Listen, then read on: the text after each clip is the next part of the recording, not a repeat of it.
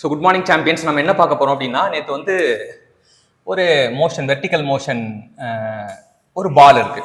பால் வந்து பொசிஷன் ஏன்ற இடத்துல இருக்கு. அந்த பாலை வந்து வெர்டிக்கலாக த்ரோ பண்ணுறோம். அது ஸ்ட்ரைட்டாக போகுது. ஸ்ட்ரைட்டாக போயிட்டு பின்ற பொசிஷனை ரீச் ஆகுது. ஸோ இது வந்து நம்ம ப்ரீவியஸாக டிஸ்கஸ் பண்ண விஷயம்தான். ஸோ இங்கே ஹைட் வந்து நம்ம ஜீரோவாக இருக்கனால கண்டிப்பாக இங்கே வந்து பொட்டன்ஷியல் எனர்ஜி என்னவா இருக்கணும்? ஜீரோவாக தான் இருக்கணும். Potential energy is zero. ஏன்னா mgh equal to potential energy, that is zero. So potential energy ஜீரோவாக இருக்குன்னா என்டையர் எனர்ஜி வந்து என்னவா இருக்கும் அப்படின்னா கைனெட்டிக் எனர்ஜியாக இருக்கும். கைனெட்டிக் எனர்ஜியாக இருக்குன்னா இப்போ h ஜீரோவாக இருக்குன்னா இங்கே வெலாசிட்டி வந்து இட் ஷுட் பி மேக்ஸிமம் அப்படின்னு தெரிஞ்சுக்கலாம். அது மட்டும் இல்லாமல் நம்ம என்ன அப்படின்னா கைனெட்டிக் எனர்ஜி வந்து கண்டிப்பாக வெலாசிட்டி மேக்ஸிமம் இருந்தால் கைனெட்டிக் எனர்ஜி ஆல்சோ மேக்ஸிமம் அப்படின்னு தெரிஞ்சுக்கலாம். So sum of the potential energy and kinetic energy equal to total எனர்ஜின்னு சொல்லுவோம். Sum of the potential energy kinetic energy என்ன சொல்லுவோம்? டோட்டல் எனர்ஜின்னு சொல்லுவோம். ஸோ டோட்டல் எனர்ஜின்னு சொல்லுவோம். ஸோ டோட்டல் எனர்ஜி வந்து இங்கே ஒரு வேல்யூ ஏதோ ஒரு வேல்யூ கொடுத்துருவோம். ஒரு 100 ஜூல் இருக்குன்னு வச்சுங்க. ஓகே. ஸோ மேலே போயிடுச்சுன்னா கண்டிப்பாக அதோட ஹைட் வந்து எப்படி இருக்கும்? மேக்ஸிமமா தான் இருக்கும். மேல அப்படின்னா ஹைட் வந்து மேக்ஸிமமா இருக்கும். ஹைட் மேக்ஸிமம் இருந்தா கண்டிப்பா அங்க பொட்டன்ஷியல் எப்படி இருக்கும்? அப்ப ஒருத்தன் மேக்ஸிமம் ஆயிட்டனாலே என்ன அர்த்தம் அப்படின்னா, ஒருத்தன் மேக்ஸிமம் ஆயிட்டனாலே என்ன அர்த்தம்னா இன்னொருத்த ஜீரோ ஆயிடணும். ஏன்னா ஒரு ஊர்ல ஒரு ராஜா தான் இருக்கும். ஒருத்தன் மேக்ஸிமம் ஆயிடும், நான் தான்டா ராஜா அப்படின்னு சொல்லிட்டானா மேக்ஸிமம் அவன் தான் ராஜா. ஸோ அவன் மேக்ஸிமம் ஆயிட்டானா இன்னொருத்த வந்து ஆப்வியஸா ஜீரோ ஆயிடணும், காணாம போயிடணும். சரியா? ஒருத்த மேக்ஸிமம் ஆனானா இன்னொருத்த ஜீரோ ஆயிடணும் அப்படின்னு அர்த்தம். அப்ப velocity zero, kinetic energy zero. So இதுதான் வந்து நம்ம இது. ஸோ இங்க டோட்டல் எனர்ஜி என்னன்னா, டோட்டல் எனர்ஜி இங்கேயும் total energy potential energy plus kinetic energy. ஆனா இங்கேயும் வந்து 100 ஜூல் தான் இருக்கும். ஆனா இங்க பொட்டன்ஷியல் எனர்ஜி வந்து ஃபுல்லாவே பொட்டன்ஷியலா இருக்கும், இங்க ஃபுல்லாவே கைனெட்டிக்கா இருக்கும். 0 + 100, இங்க 100 + 0. ஸோ இதுதான் நம்மளோட புரிதல். இப்போ law of conservation of energy என்ன சொல்லுது அப்படின்னா, law of conservation of energy என்ன சொல்லுதுன்னா, energy neither be created nor be destroyed, it can be transformed from one form to another form. So இங்க வந்து முழுசா கைனெட்டிக் எனர்ஜியா இருந்தது, நமக்கு என்ன ஆச்சு? முழுசா பொட்டன்ஷியல் எனர்ஜியா மாறி போச்சு. அவ்வளவுதான். ஸோ இல்ல இன் பிட்வீன் எந்த பாயிண்ட், இப்போ ஏ பின்னு பாயிண்ட் இருக்கு, ஒரு இன்ஸ்டன்டா ஏதோ ஒரு பாயிண்ட் வந்து சீன் தெரியும். இந்த பாயிண்ட்லயும் டோட்டல் எனர்ஜி என்னன்னு கேட்டாங்கன்னா என்ன சொல்லணும்? 100 ஜூல் தான் சொல்லணும். எல்லா பாயிண்ட்லயும் அது போற பாயிண்ட்ல நோ ஃபிரிக்ஷன், நோ லாஸ் அந்த மாதிரி இருக்கும்போது, when friction is negligible அப்படின்னு இருக்கும்போது நமக்கு எல்லா பாயிண்ட்லயும் சேமா தான் இருக்கும்ன்றது நம்ம நல்லா தெளிவா புரிஞ்சுக்கலாம். ஸோ இதுதான் வந்து நம்ம நேத்து பார்த்த கான்செப்டோட ஒரு முக்கியமான விஷயம். இப்போ சைக்கிள் அப்படின்னா என்னன்னா, A to B, B to A, மறுபடியும் அதே பொசிஷன் வந்தா தான் அது சைக்கிள். ஸோ சைக்கிளுக்கு நமக்கு கேட்டிருந்தாங்க, சைக்கிளுக்கு நம்ம என்ன கேட்டிருந்தாங்கன்னா, ஃபர்ஸ்ட் இனிஷியலா வந்து கைனெட்டிக் எனர்ஜி மேக்ஸிமமா இருக்கும், வெலாசிட்டி மேக்ஸிமமா இருக்கும், அப்புறம் ஜீரோ ஆகும், அப்புறம் இதுவாகும். இந்த டயக்ராம் வந்து நம்ம போட்டோம், விடி டயக்ராம்ல நம்ம ரெப்ரசென்ட் பண்ணோம். ஸோ இதுவும் நம்ம அப்சர்வ் பண்ணோம். ஸோ இந்த கான்செப்ட் புரிஞ்சுதுங்களா? ஓகே. நம்ம இன்னைக்கு புது கான்செப்ட் இதை பேஸ் பண்ணியே போவோம். சரியா? Take a snap. ஓகே. இப்ப அடுத்த concept, next concept. So next concept என்ன அப்படின்னா, next concept simple pendulum. Simple பெண்டுலத்துலையும் பார்த்தீங்கன்னா நேற்று அந்த கான்செப்ட் டிஸ்கஸ் பண்ணிட்டோம். என்ன பார்த்தீங்கன்னா, சிம்பிள் பெண்டுலத்துல இப்போ நம்ம ஒரு ஸ்ட்ரிங் இருக்கு, ஸ்ட்ரிங் கிட்ட ஒயர் இருக்கு, ஒயர் வந்து என்ன பண்ணியிருக்காங்க, கட்டியிருக்காங்க. ஸோ கட்டிட்டு நம்ம வந்து பாலை வந்து இது பண்றோம். ஸோ பாலை வந்து இது பண்ணும்போது நம்ம என்ன ஆகும் அப்படின்னா, it will give to and fro motion. So இது ஒரு arbitrary position, இது ஒரு arbitrary position.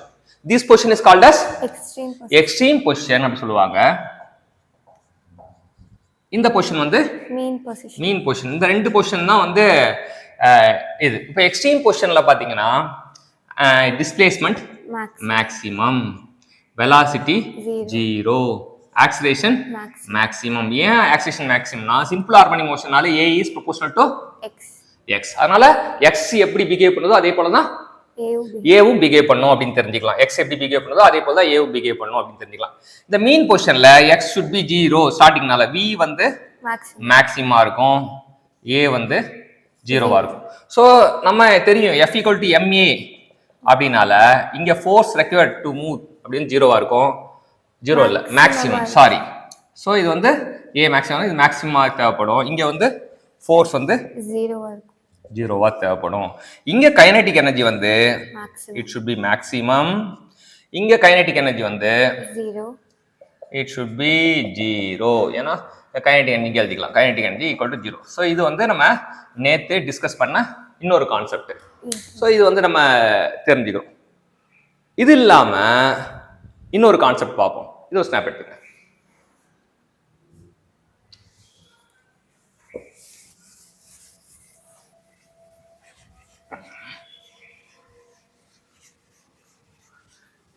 நெக்ஸ்ட் கான்செப்ட் வந்து நம்ம தூக்கி போட்டோம் இல்லையா?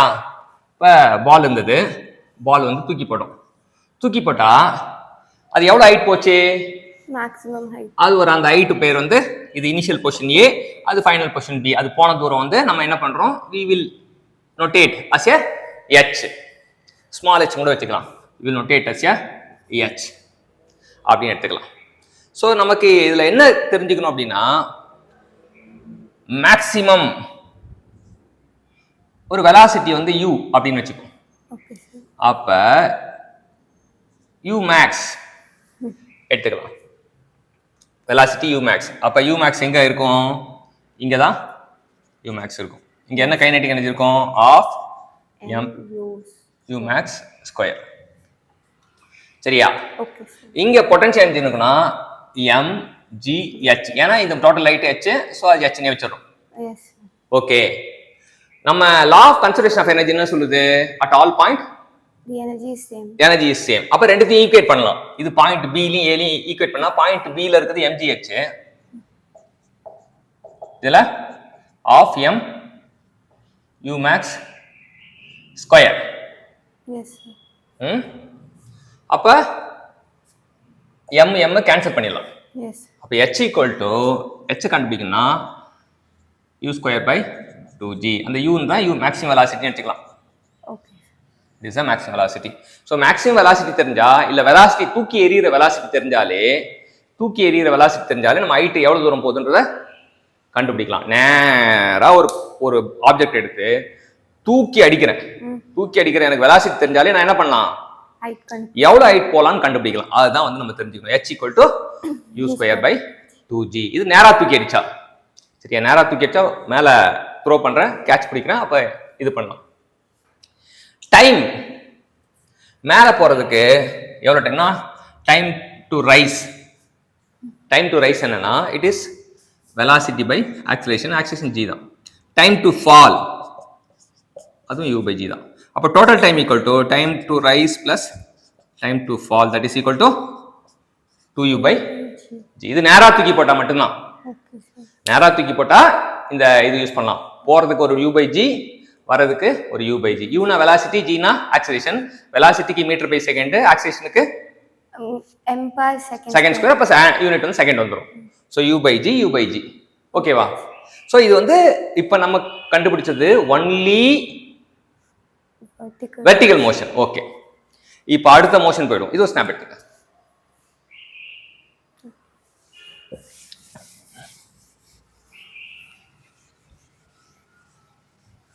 ராக்கெட் சயின்ஸ் சொல்லுவாங்க. ராக்கெட் சயின்ஸ் என்ன அப்படின்னு பாத்தீங்கன்னா, it is a projectile motion. நம்ம என்ன பண்ணுவோம்? தூக்கி எறியணும்.